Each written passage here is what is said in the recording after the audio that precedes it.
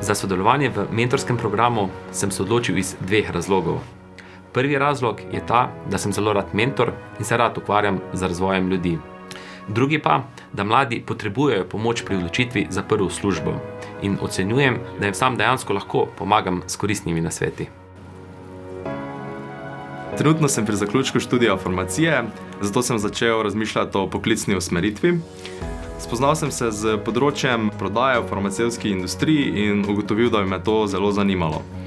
Pridobil sem tudi vpogled v samo delo in izzive mojega mentorja, ker pa sem izkazal resno zanimanje, mi je bilo omogočeno tudi študentsko delo, katerega opravljam še danes in v sklopu katerega sem spoznal dosti novih ljudi in sklenil nova prijateljstva.